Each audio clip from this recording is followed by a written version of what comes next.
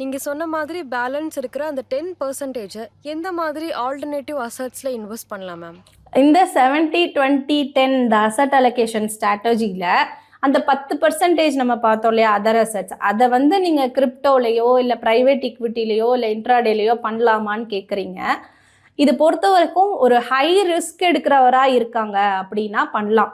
எனக்கு மார்க்கெட்டோட நாலேஜ் இருக்குது, தென் அதை பண்ணுறதுக்கான டைம் எனக்கு இருக்குது, அதில் வர ரிஸ்கையும் என்னால் பார்த்துக்க முடியும் அப்படின்னு இது மூணும் என்னால் பண்ண முடியும் அப்படின்னு இருக்கவங்க அந்த ரிஸ்க் எடுக்கலாம்.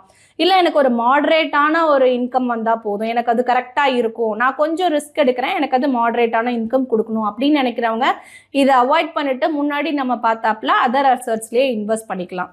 எதனால் வந்து இந்த மாதிரி சொல்கிறோம் அப்படின்னா, இப்போ ப்ரீவியஸாக நம்ம எடுத்து பார்க்குறோம் அப்படின்னா, இப்போ நிஃப்டியோ உங்களுக்கு கொஞ்சம் குறைஞ்சாலுமே கிரிப்டோ ரொம்ப குறையும்.